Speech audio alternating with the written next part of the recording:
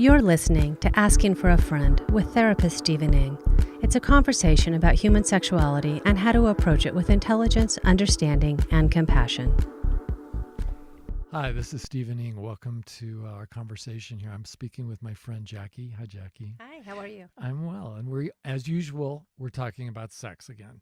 So if you don't have anybody else to hang out with and talk to and listen to about this fascinating part of the human experience, we invite you to join us. Now, Jackie, what's on your mind today? I read the most interesting article this weekend in More magazine. What did you read? It's called Why More Millennials Aren't in Relationships. Why? Now, I have to tell you, I have a strong visceral reaction to this. It's not a great title. Well, okay, so what did you like about that? What I liked about it in reading this article, it's basically talking. So I love millennials. I love their approach to life. You and the young men. Not that. I love how millennials are redefining their realities, and they're redefining, and they don't just say, oh, this is the way it's always been, so this is the way we're going to do it. They're changing the rules, and I think that that's awesome. And so reading this article, because I've been hearing about, millennials aren't in relationships. I've been hearing about hookup culture, different things like that, and so I wanted to know what that was all about. Reading this article reaffirmed my love for millennials. Well, I want to know, I guess I'm put off by the title too, so maybe that's not fair for me to launch. I want to hear what you loved about it. I mean, you love that they're redefining reality, but really, is that any different from any young generation coming up after the older generation? I think no, but it's a process, right? Things happen in one generation, then we build upon them, and we build upon them. So, for example, women's roles. So for the longest time, we were dependent on men, and so we had to get married, to have a house, to have kids. We had to do all those things.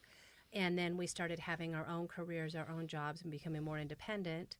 And then you had the higher divorce rates because women didn't have to stay married for financial reasons. Right. Partly, that's why. And now you have this generation of young women who are so independent and so strong that they do not need to define themselves by a relationship. It's not like they have this hole that they're trying to fill. And so what they're doing is they are single until they meet a guy or meet a person who complements their life. They're doing exactly what you want them to do. Everything you talk about. Oh, God, I hate it when you quote me back to myself. I know. So, yeah, I do see that, and I do think it's one of the gifts of the 20th century to humanity that we no longer are in a position in terms of our development as a species and in our culture where we have to get married in order to make sure that the farm gets plowed appropriately, because if the mule could die any day and you might need to strap one of you to the front and one of you to the back to make it all happen. So I like that. I like that we're independent. I like that we're all capable of earning incomes, doing things that are not grueling and horrible like our ancestors did. I know we still have something like 70,000 coal miners, but there will come a day when, if we're still mining coal, which I doubt we will be in the future, at least robots will be doing it. But when it comes to relationships, here's, I have to say, kind of like George Santayana, the Spanish philosopher, that those who remain ignorant of history are condemned to repeat it. And it seems to me that we make a big fuss about millennials, either that they're lazy and self-centered and snowflakes, or that they're wonderful and they're doing great, when actually this tension between the older generation and the younger generation, that goes back thousands of years. We've always had that. Sure, we have. And I know that, one of the things that I keep, there's a nationally syndicated old white guy who does a psychology column, and he is extremely critical of younger people in this way, that they're too glued to their devices and that kind of thing. But the same, our grandparents were saying the same thing about their children, or maybe I should say our great-great-grandparents were saying the same thing about the radio about when the car was invented. All those good girls who lost their virtue on the upholstery of a Ford in the back seat. And the same thing with the invention of the radio. When the radio came out, preachers went crazy over, fundamentalist preachers that is, they were going crazy over the evil of all this devilish information coming over the airwaves. And so we've all struggled with the unfamiliar technology, and those of us who are, somewhat new to devices like the kind of telephones that we used to see on Star Trek are now an everyday reality. For some of us, we're scared, and we don't know what to do with this new reality. Well, one of the things I wanted to talk to you about, because they do bring up the challenges to this approach to relationships. They do bring up some challenges, and one of them is our dependence on our phones. So I kind of wanted to talk to you about some of these, and I actually went, after I read this, and interviewed some of the young people in my life. And by interview, I said, what do you think about this? Is this true or is this bullshit? And for the most part, they agreed with it. But I did say, what are your challenges? And they gave me some. Yeah, so you kept hearing the same things from the people you sampled? Well, and so one of the things that came up in this article was, and actually I saw this same phrase in 3 different articles, which is the new monogamy. Yes, I've heard a lot about the new monogamy. And so for those of you who are not familiar with the new monogamy, it used to be called friends with benefits. Now it is basically this idea that you have a friend, and I think they're really friends. They're really friends, and they have a sexual relationship, and they are monogamous until they're not. So, yeah. Let me interrupt there, because I don't think they're friends. I don't know if we're ever going to come to a meeting of the minds on this one, Jackie, because friendship at its core is a platonic affection for one another. And when I go out fishing with a buddy, and he bends over to scoop up a fish in his net, I'm not checking out his south end going, oh yeah. And if I were, he would not be thinking that I'm his friend. He would be thinking something different is going on, and he would be right. And in the same way, platonic means free of the animal passions.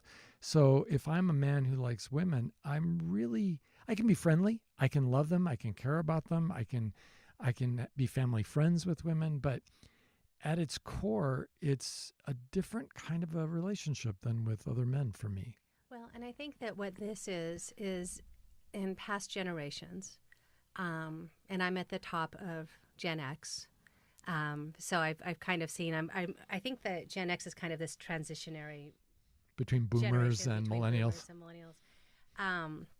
That you did have this hole you needed to fill when you got out of college, and it was like the next step, right? Is this next guy? And so you would get in a relationship with a man or a person, depending on what your preference is, because you needed to fill this hole. But the idea with this person is that they were a potential mate, potential husband, potential spouse. You weren't looking at them as someone who you got along with really well, who you just wanted to have sex with. Right. And one of the things I like about this new monogamy is you are leaving yourself open to this other person. In the future. Because one of the things that they say in here is because men and women are essentially equal now as far as our roles, we don't have to get married to find success. They're holding out for... Sexism is over. We're now... Evidently, we are all equals now. I don't know about that. But that you're holding out for... your best soulmate sort of actually, situation. That's one of the questions, because one of the quotes I read, and I have no idea if this quote is real because it doesn't sound real to me. It said that 96% of emerging adults, and I don't know what that means, are holding out for their soulmate.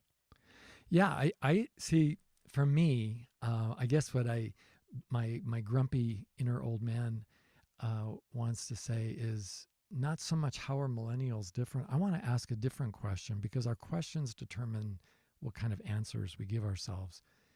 And I think for me, it's a more interesting question. How are we all alike? Because I think millennials are still at the end of 1 million years of evolution, just like you and I are. And all those years of evolution don't just suddenly fail to exist for them. So I suspect that, like us, they continue to be members of a social species, and by that they're hardwired into craving affiliation, that is attachment, that's meaningful, and the emotional response to that kind of attachment is always love. That's the big payoff. We feel really good when we have love in our lives. We thrive, and conversely, we fail to thrive when we don't get love in our lives. The question to me is not so much, again, how different we are, but how alike we are.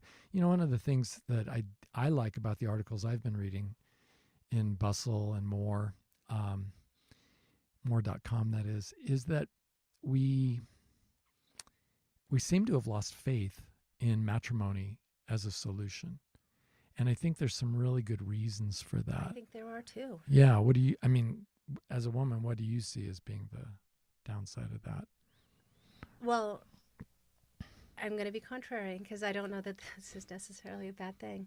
I think that, again, this generation has grown up with not only all the information in the whole world at their fingertips, they're digital natives, they've also grown up with watching their parents' marriages fall apart. Right. And watching what happens when it falls apart and how, all the badness that goes with that. And so I think that having that experience makes it really not beneficial. I can see why they wouldn't want to hold off. Well, this is interesting. Yeah. Getting married. Yeah, and honestly, I think a lot of people think and feel just like you do. I was in the cutting edge of those children in the 60s whose parents had already divorced in the 50s. And so in grade school, I remember being like the only kid in my class whose parents were divorced, and they still had those ideas of having father and son night, as if your father lived in this town. Come on, give me a break. So, but for me, it had a very different response. I had a different reaction, I guess I should say, because it was a little bit like the story of the man who grew up to become terribly successful and accomplished as a doctor, and who never drank a drop of alcohol. And when asked, well, how did you turn out this way? And he said, well, if you knew my father, you'd understand. And his father was a terrible alcoholic. Well, there was another brother in the same family who was asked the same question, only he was an alcoholic. And he said, if you knew my father, you wouldn't have to ask. Right. So we each react differently to different stressors in our lives. And for me, having a divorced family just really made me want to dig in and understand the mystery of how is it two people could learn to live together in a way that was really mutually beneficial for both. And I for me, that was the real killer of the lack of equality, was the real killer for marriage. It just makes the kind of adult love that people want absolutely impossible. When somebody in the marriage is basically in the position of being a parent and the other one a child, or a boss with an employee, or a master with a slave, and it can be on different days, different subjects. When it comes to money, he's the cock of the walk and telling everybody what's happening. And when it comes to children, and she's telling him this is the way it's going to be. And the whole reason we get married, it seems to me, is historically we've always treated marriage as if it was a strategic alliance between two individuals who are looking to combine resources so that they might more effectively solve life's problems and more successfully become all that they could be in this life, truly happier people. This is one of the best quotes in this article. It says that now, and they talk about the same things you talk about when we're plowing the field and all those things you don't have time to think about. They said now, Americans now look to marriage increasingly for self-discovery, self-esteem, and personal growth. Right, instead of money, Instead security, of money and a house and kids and a source of sex and all that. So I think about how many people, and this is obviously not limited to past generations, but you have your starter marriage. Mm-hmm. You get married in your 20s, and then you kind of figure out what you actually want, and then you get divorced, and then you marry your real spouse and start your life. That was my model. These guys skip that step. Right. They wait until they're older. They know more what they want. They have, that they've established what they need to establish and accomplish what they want to accomplish, and then get married to the theoretically the real person. Obviously, we won't know if this works until down the line, and when we see if the divorce rate goes down. Hopefully, it does. But I mean, and I say this as a little bit of a hypocrite because I got married at 30 and am the only one in my family who's divorced. But I do think that waiting is still a good idea. Well, I mean, just playing the odds, wouldn't we all be more likely to be successful in intimate relationships if we were more mature? And you'd have to think there's a positive correlation between the one and the other. So yeah, if I'd been the man I was at 20 when I got married to my first wife, was a very different man compared to the 30-year-old I became. And there was a big developmental leap forward for me as a human being. And I think it would have made a big difference had I spent my 20s dating. And that, by the way, that's really 30 is really close to the new average age for first marriages. They said, no, that is the average age. It's exactly. The average age for first marriages now is 30. Yeah, just a few years ago it was 28, but it keeps creeping upwards. And I think the other thing, I don't know if you saw it in your research, but marriage continues to be extremely popular amongst upper middle class and upper class people. It seems to correlate with financial success a great deal, and partly because our society is geared around the legalities of holy matrimony in terms of benefits and tax savings and that kind of thing. But what I'm noticing, at least with my young clients, is they're avoiding holy matrimony as in like a courthouse or a church, but they're living together for 10 years and they've got 3 kids and they depend on each other and they can't imagine ever going their separate way. So they're avoiding what at least they think they're avoiding, the problems of marriage. And can we agree they're not, because that's the same thing as a marriage? No, that's the same thing as a marriage. But I do know people who got along great when they lived together. And then they got married, and all of a sudden it created all these problems. Absolutely. And why would that be, do you think? Well, the people I've talked to in those, it's because the expectations changed. Uh-huh. I agree. And I think like in one, they were great friends, and they lived together probably for 10 or 15 years. And then they got married, and he expected her to be a wife. Yeah, whatever. And the old Jewish joke about how do you get a Jewish girl to stop giving oral sex? Well, you feed her wedding cake, and so there are these stereotypes that we all have about marriage and what marriage means and the negative sides of marriage. But those are really, I think, cultural phenomenon that are true of us as individuals, but not true of many other individuals, because there are individuals who really make marriage work, and I think all of us, whether we're millennials or older, are going to want to have those meaningful love connections that really make us human. You know, I mean, we talk about the words human and inhuman, and the difference between the two is the capacity for love. If you're not able to love and have compassion on other human beings, you're inhuman. And to the degree that you can do that, you're so very, very wonderfully human. Sure. So can I ask you, as my marriage and family therapist friend, everybody gives me their questions. They're like, you need to ask him this. Oh, okay. So so back to the conversation about the new monogamy. There are obviously, I'm guessing you don't completely approve of the idea of this, but we can just accept that it's happening. It's a thing. It's a thing. So what are some guidelines for how to navigate this relationship? Yeah, Benjamin Franklin said an ounce of prevention is worth a pound of cure. And in this area, I have to strongly agree with him. In fact, if anything, he undersold the idea. What I see killing young people isn't the fact that their parents got divorced or that they have iPhones now.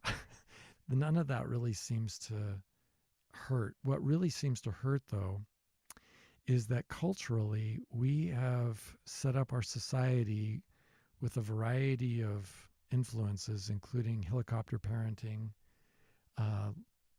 entertainment through electronics, and other cultural influences, such that we have a whole generation of people who are growing up with a real deficit in their intimacy skills. So when I have clients, adult clients, and by the way, of all ages coming into my office looking for help in this area, I ask them how they ask women out on a date or how they end up talking to women. And they look at me blankly like, yeah, let's start there. Like they've never done that before. They've never done that before. And I have all these clients who have never had a single significant conversation with their target gender. Well, and it's interesting. So we're going to come back because I want an answer on this one. But one of the other things that has come up is because Tinder and these apps are so prevalent now, there's a lot of young people who don't even know where to go to meet somebody. Right. And they don't know how to do it in real life. Yeah. And I do have ideas and strategies around that because, and I'll just say this for the casual listener right now. One of the great uses of the internet, and this is a free promo for meetup.com, but the great thing about Meetup is it essentially replicates what we all had back in high school, where we could sit in our English class or government class and passively observe the way other people around us behaved. And sometimes we found ourselves approving or disapproving of those people, and we based our future contacts accordingly. With meetups, I get to say I like hiking. I get to meet up with all these other hikers. And at the very least, we have something in common, something other than I'm auditioning for a leading role in your life as a romantic figure. And so I get to meet other men. She gets to meet other women. It's a win-win for everybody. And sometimes we start swapping phone numbers or getting to know people in a better way over time. And I have talked to so many people. This is kind of an untold story, actually. I haven't seen any articles on how many people ended up marrying the people they met at meetups. And the great thing about that, again, is that it replicates what normally used to happen, and it does it using the internet and the power of the connectivity that way in a much more effective way. So even if you're living in a town where you don't know anybody who likes playing board games, you can easily find a meetup where people are playing board games or doing something else. Even beyond that, if we want to go completely old school, just doing what you like to do, just going, yes, volunteering. If you want to, I spent a whole weekend being political, giving my time to that, going hiking, going. Right. And I agree completely, because at least then you meet, at the very least, you're going to meet other people. Maybe it's all the same gender and you as a woman are interested in men in the romantic sense. But even if you're expanding your social circle, you're still going to be meeting new men through your new girlfriends. So that really brings up another topic in terms of prevention. I would recommend that nobody out there consider getting married, whether legally or otherwise, with anyone who doesn't have significant friends. When I start my work with the men I work with, typically, not only do they not have a satisfying love life or dating life, I'll ask them, so what about you and your friends? And they'll look at me again blankly, because and then sometimes they'll start talking about their work buddies, guys they'll go throw down a beer with or something like that. But they actually have no real friends. And when you think about the level of difficulty, if it's really hard to get to the point where you can make a romance work, it's significantly less hard to make a friendship work where it's truly platonic between two guys or two women. And when somebody has zero experience with having friendships and they have no social support network to go back home to and bounce ideas off of and talk about what a jerk they were on their last date, or what do I do when she says this, they have no resources except that little echo chamber that they walk around with every day between their ears. That really makes it difficult to get a perspective on things. So that's one of the things that's nice about Meetup, or just doing what you do, just that living your life, is even if you don't meet the love of your life out on this hike, that you're meeting people with similar interests. Yeah, and really, what's the goal ultimately? The best I could ever hope for with any wonderful woman, and I'm happily married to a very wonderful woman, but the most I could ever hope for is that she could be a wonderful part of an otherwise wonderful life. She can't become my entire life. So while I'm waiting for that other person, I'm also supposed to be developing a life that's actually worth living, because only a life worth living is a life worth sharing. And if you don't have a life worth sharing, that would say a lot about the people who want to share your life. They would be just as equally messed up as you. So I know that you're concerned about, and evidently there's reason for this, concerned about technology and how it does become such a prominent part of our lives. And one of the other questions, and it was in the article as well, is that how technology gets in the way of our relationships. Yeah. So you're sitting on the couch with your beloved, and your phones are both next to your hands. And if anybody texts or calls, or you're going to pick it up and you're going to look. And so, I mean, what's the answer to that? Well, and then in the meantime, you're looking at your laptop while you're on Reddit at the incel thread talking about involuntary celibates and who hate women and are yearning for women to reach out to them while they don't get out and actually meet women. So it's that this whole part of things is crazy. What we're talking about are profound social skill deficits. And the technology, the same technology that makes it possible for me to sit home and troll somebody abusively and horribly, is the same technology and the same lack of social skills, I might add, that leads to relying on apps like Tinder and Grindr and others that so people can hook up. I think we would be far better served doing some things like meetups that aren't specifically about dating and sex, so we could just get some people in our lives and learn to love our lives and the people around us and start becoming a better human being before we try to fulfill that giant empty space with another human being. Because as so many women have pointed out, she might make a great wife, but she can never be my soul. You know, and that pressure to be so much, to fill every empty corner of my broken self, is not something anybody could ever do. So we have the relationship, we found the person, we're happy with them, we're sitting on the couch next to them, and we're still looking at our phones.